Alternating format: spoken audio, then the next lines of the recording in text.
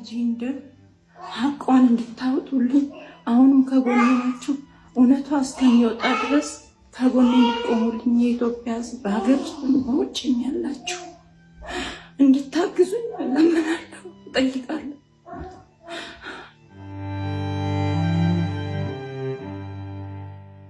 በቀነኒ ምክንያት እየታመምን ነው። ይህንን ያለችው ድምፃዊት ቬሮኒካ አዳነ ነች።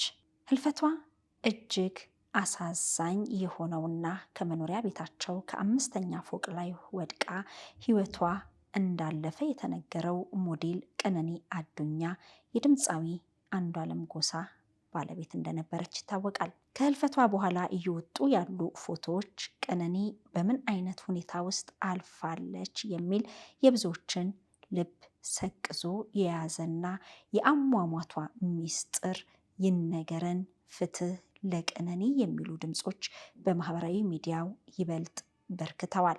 ለዚህም ምክንያት ደግሞ ለወትሮ ቀነኒ እጅግ አምሮባትና ተውባ የተነሳቻቸው ፎቶዎችን ነበር የምንመለከተው።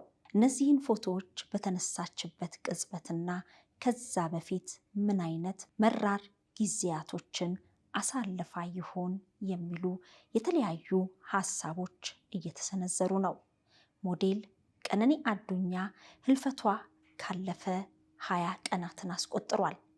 ከህልፈቷ በኋላ በማህበራዊ ሚዲያ ላይ እየተለቀቁ ያሉ ፎቶዎቿ የብዙዎችን ልብ ነክቷል። ቀነኒ ምን ገጥሟት ይሆን፣ ምን ሆና ይሆን የሚሉ ሀሳቦችም እንዲሁ ወዲህ ወዲያ እየተንሸራሸሩ ነው። በቀነኒ ምክንያት እየታመምን ነው ያለችው ድምፃዊት ቬሮኒካ አዳነ ነች። ድምፃዊት ቬሮኒካ አዳነ የሆነን ሰው ባውቀው ኖሮ ብላችሁ ተመኝታችሁ ታውቃላችሁ ስትል ትጠይቃለች።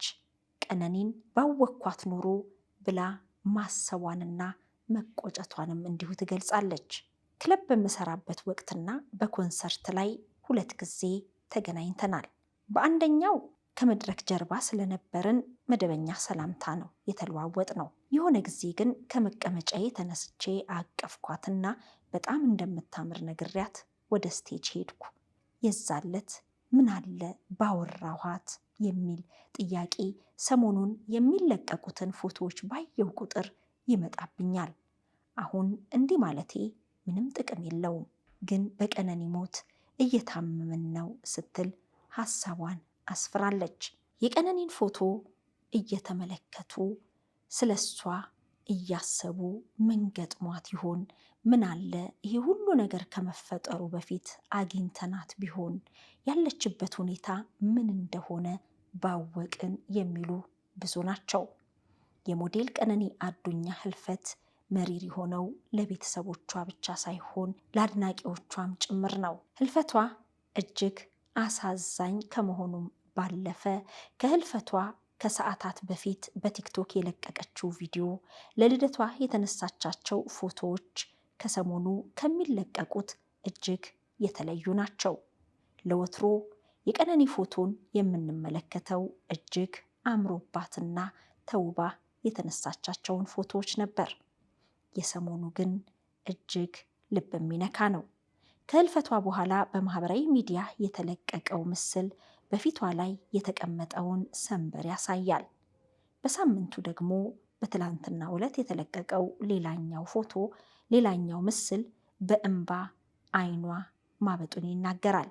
የሰው ልጅ በህይወት ውጣ ውረድ ውስጥ ማዘንና መደሰት፣ መውደቅና መነሳት እንደሚያጋጥም፣ የአንድ ሳንቲም 2 ገጽታዎች እንደሆኑ ሁሉም የሚረዳው ነው። የቀነኒን ለየት የሚያደርገው በ25 ዓመቷ ለልደቷ አስቀድማ በስቱዲዮ እጅግ አምሮባት ፎቶ ከተነሳች ከሰዓታት በኋላ ከ5ኛ ፎቅ ላይ ወድቃ ህይወቷ ማለፉ ነው። ይህ ድንገተኛ ነገር እንዴት ሊገጥማት ቻለ? ምን ሆና የሚሉ ያልተመለሱ ጥያቄዎች እጅግ ብዙ ናቸው። ይህንን ለመመለስ ደግሞ የአዲስ አበባ ፖሊስ ኮሚሽን ጉዳዩን ይዞ እየመረመረ ነው። በሞቷ የተጠረጠረው ድምፃዊ አንዷለም ጎሳ ፍርድ ቤት ቀርቦ ለ14 ቀን ተጨማሪ የምርመራ ጊዜ ተጠይቆበታል። የአንዷለም ጠበቃ ለደንበኛው የዋስትና መብት ቢጠይቅም አቃቢ ህግ ከወጣ ማስረጃዎችን ሊያጠፋብኝ ይችላልና የምርመራ ጊዜን እስካጠናቀቅ ለ14 ቀናት ተጨማሪ ጊዜ ይሰጠኝ ሲል ፍርድ ቤቱን ጠይቋል። ፍርድ ቤቱም ይህንን አጽድቋል። አሟሟቷን በተመለከተ በሕግ የተያዘ ነውና የአዲስ አበባ ፖሊስ ኮሚሽን ደረስኩበት የሚለውን ለፍርድ ቤት አቅርቦ የሚወሰነውን ውሳኔ በትዕግስት መጠበቅ ተገቢ እንደሆነ እናምናለን። የሚለቀቁ ፎቶዎችን መነሻ በማድረግ ግን ያሉ ሀሳቦችን ልናንሸራሽርና እንዲሁም ደግሞ ሌሎች መረጃዎችን ልናጋራ ወደናል። ገጣሚ ሜሮን ጌትነት እጅግ የተነካችበት ፎቶ ጥቁር ለብሳ አምሮባት ለልደት የተነሳችው ፎቶ ነው። ይህ የቀነኒ ፎቶን በመመልከት አርቲስት ሜሮን ጌትነት ይህንን አስፍራለች።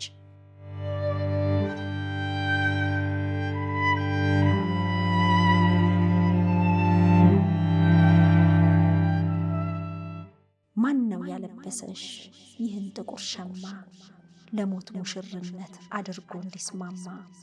አስተያየትሽ ውስጥ እልፍ መልእክት አለ፣ ፈገግታሽን ገልጦ እውነት የከደነ። ለምን ሻማው በራ አንቺ ጠፍተሽ ሳለ? የዘውትር ጥያቄ ባንቺ መስዋዕት ነፍስ፣ ብርሃንሽ ነው እጣሽ ለቀጣይ የሚደርስ። አርቲስት ሜሮን ጌትነት ለቀነኒ አዱኛ።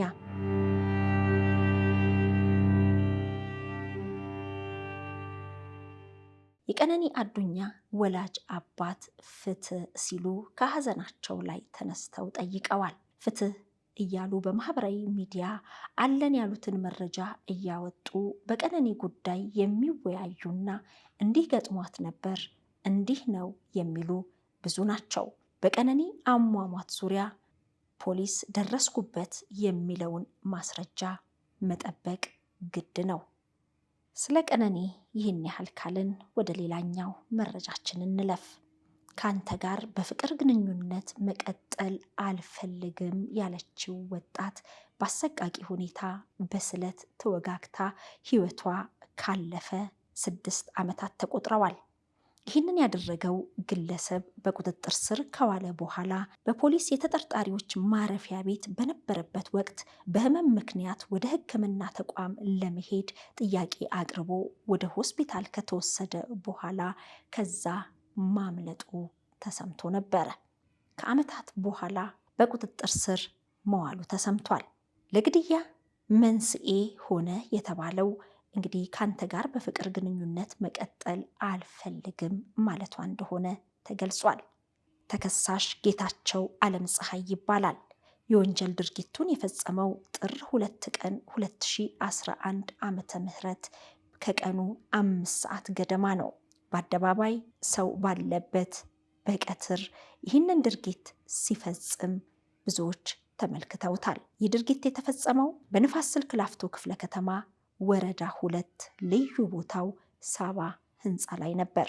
ከአዲስ አበባ ፖሊስ ወንጀል ምርመራ የተገኘው መረጃ እንደሚያመለክተው ተከሳሹ በህንፃው 6ኛ ፎቅ ወደሚገኘው የክፍለ ከተማው የፋይናንስና ኢኮኖሚ ልማት ጽሕፈት ቤት ቢሮ ውስጥ በመግባት የፍቅር ጓደኛዬ ናት በሚላት መዓዛ ካሳ በተባለች ግለሰብ ላይ ነው ወንጀሉን የፈጸመው። አልፈልግህም ብላኛለች በሚል ምክንያት በመካከላቸው በተፈጠረ አለመግባባት ግለሰቧን በቢሮው ውስጥ እያሯሯጠ የተለያየ የሰውነት ክፍሏን በስለት በመውጋት ሕይወቷ እንዲያልፍ ያደረገው ተከሳሽ በፖሊስ ቁጥጥር ስር ውሎ በሰነድና በሰው ማስረጃ የምርመራ መዝገብ ተደራጅቶበት በቁጥጥር ስር ዋለ።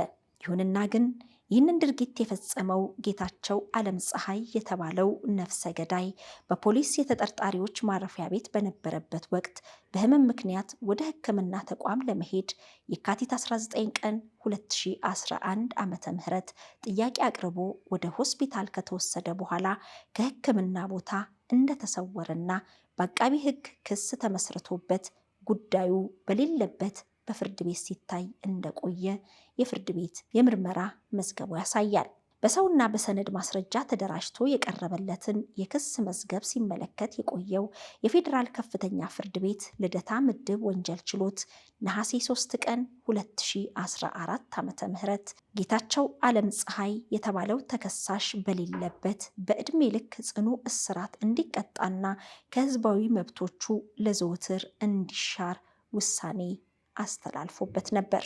የፍርድ ቤቱን የቅጣት ውሳኔ ተፈጻሚ ለማድረግ የአዲስ አበባ ፖሊስ የክትትልና ኦፕሬሽን ክፍል ፍርደኛውን በቁጥጥር ስር ለማዋል ቀንና ሌሊት ያልተቋረጠ ክትትል ሲያደርግ ቆይቶ ከትላንት በስቲያ መጋቢት 21 ቀን 2017 ዓመተ ምህረት ይህ ወንጀለኛ ሆለታ ከተማ ውስጥ ተገኝቷል። ወንጀሉን ከፈጸመ ከ6 ዓመታት በኋላ በድጋሚ በቁጥጥር ስር ውሏል። የአዲስ አበባ ፖሊስ ማንም ሰው ወንጀል ፈጽሞ ለጊዜው ቢሰወርም ከሕግ ተጠያቂነት ለማምለጥ እንደማይችል ማሳያ ሊሆኑ የሚችሉ ሌሎችም የወንጀል ጉዳዮች መኖራቸውን ጠቅሶ ከሕግ ለማምለጥ የሚደረጉ ሙከራዎች ከፖሊስ ክትትል ውጪ እንደማይሆኑ በመገንዘብ ህብረተሰቡ ለፖሊስ እያደረገ የሚገኘውን ትብብር አጠናክሮ እንዲቀጥልና ሌሎች ወንጀል ፈጻሚዎችም ከመሰል ድርጊታቸው እንዲታቀቡ መልእክቱን አስተላልፏል።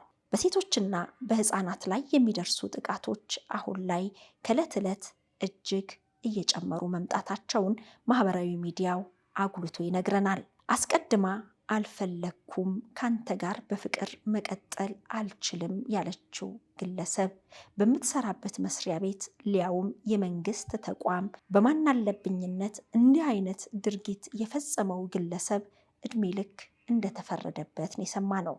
በተበላሸና በታመመ ግንኙነት ውስጥ የሚቆዩ እንስቶች ለአደጋ ተጋላጭ እንደሚሆኑ ይታመናል።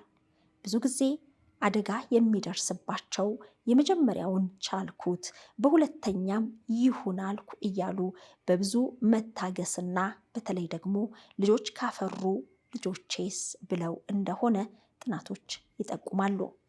ከዚህ ጋር በተያያዘ ማስተማሪያ እንዲሆን አሴ የተባለ በትርጉም ያቀረበውን እናጋራችሁ።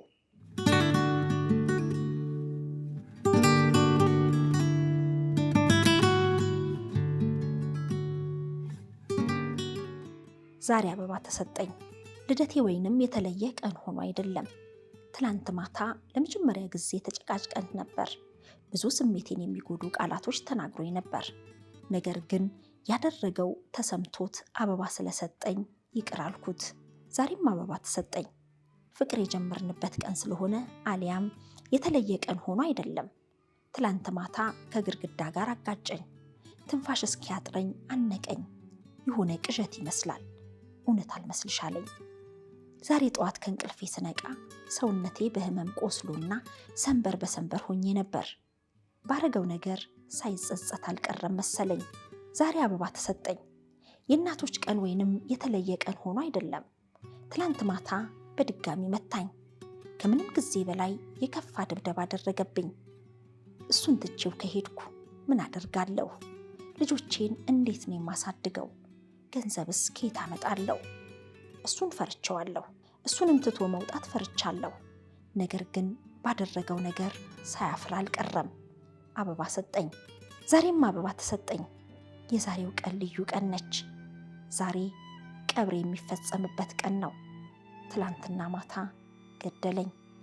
ነፍሴ እስክትወጣ በአሰቃቂ ሁኔታ ቀጥቅጦ ገደለኝ። በውስጤ እሱን ጥሎ የመውጣት ብርታትና ጥንካሬ ቢኖረኝ ኖሮ ዛሬ አበባ አይሰጠኝም ነበር። ማንም ሴት አቢዩዝ በምትደረግበት ግንኙነት ውስጥ መቆየትም ሆነ ማለፍ የለባትም። ከመርፈዱ በፊት ጥለሽ ውጪ።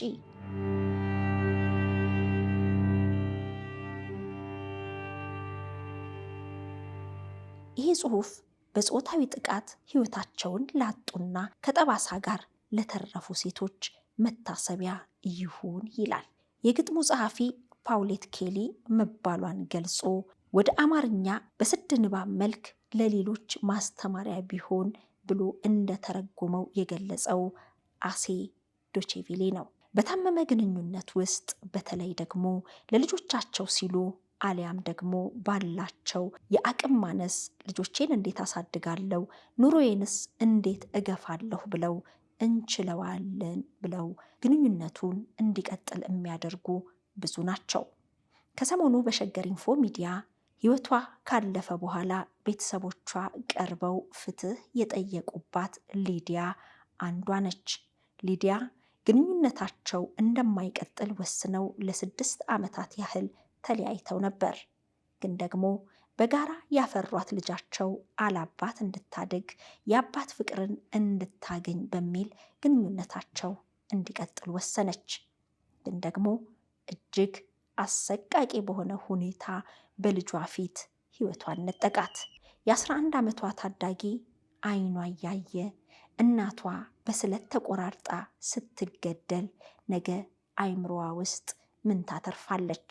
ቀጣይ ህይወቷ ከበቀል የጸዳ የሆነ እንዴት ሊሆን ይችላል? የስነ ልቦና ባለሙያ እገዛም እንደምትፈልግ እናምናለን። የምትችሉ አግኟቸው። እንደ መውጫ ግን በተበላሸ ግንኙነት ውስጥ ለሚቀጥሉ ከኔ እህት ህይወት ተማሩ ያለችውን እናጋራችሁ።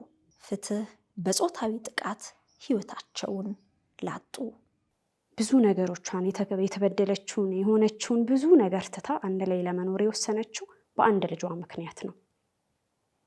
እኔ ያለ አባት አድጌ እኔ ያለ እናት አድጌ ልጄ እኔን ህይወት እኔ ያለፍኩበትን ህይወት ከምትኖር እኔ ነገሮችን ብችል ይሻላል ትለኝ ነበር።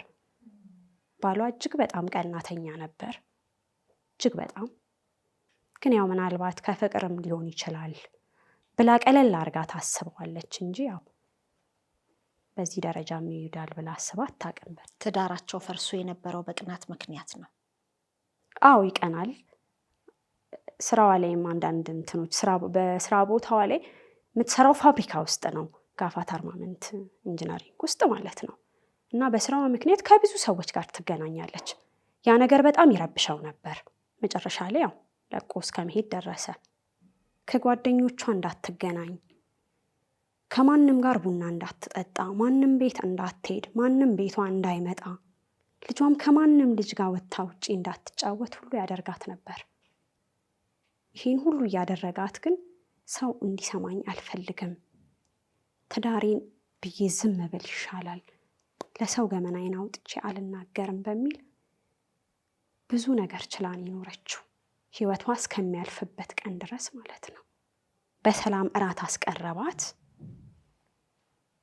እራቱን በላ። ልጁም አለች። ቁጭ ባሉበት ጥያቄ ጠየቃት። የጠየቃትም ጥያቄ ምትነግሪኝ ነገር አለሽ ወይ ብሎ ጠየቃት። ጥያቄውም ስላልገባት ምን ልንገርክ ብላ መለሰችለት። ከዛ በኋላ በጣም በኃይል መጮህ ጀመረ። ደጋግሞ ንገሪኝ ንገሪኝ ንገሪኝ ምትነግሪኝ ነገር አለ ይላት ነበርና ትማግጪብኛለሽ እያለ ጮህባት ነበር። ከዛ በኋላ ወደ መኝታ ክፍል ሲገባ ተከትላው ገባች። ቤታቸው በጣም ጠባብ ስለሆነ የካምፕ ቤት የታወቀ ነው። ጩቤ ይዞ ሲወጣ ወደ ኋላ መሄድ ጀመረችና ስትሄድ የሶፋው ጠርዝ መታትና ወደ ኋላዋ ስለነበር ስትሄድ ደረሰችበትና ኋላ ስትል ወደቀች። ስትወድቅ እዛው እንዳለች አንዴ በቦክስ ሲመታት ወደ መሬት ወደቀችለት።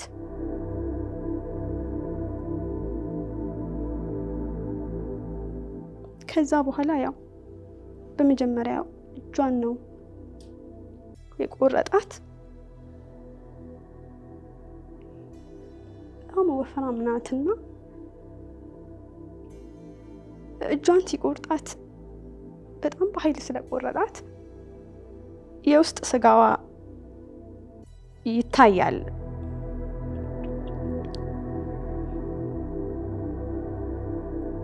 በጣም እየለመነችው ነበረ ተንበርክካ። አንድ ልጅ ነው ያለቻቸው።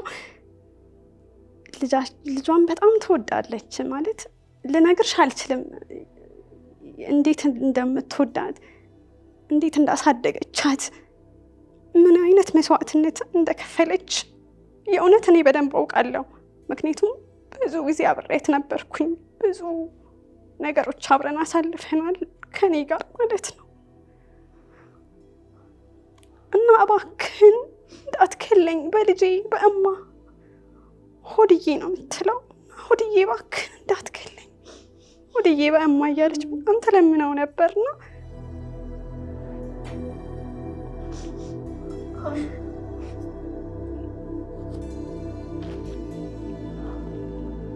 ያንን ልመና እንኳን በአንድ ልጁ እየለመነችው እንኳን ሊሰማት ፈቃደኛ አልነበረም። ጉሮሮዋ ስር ወጋት። ከዛ በኋላ በጣም እየደጋገመ ነው።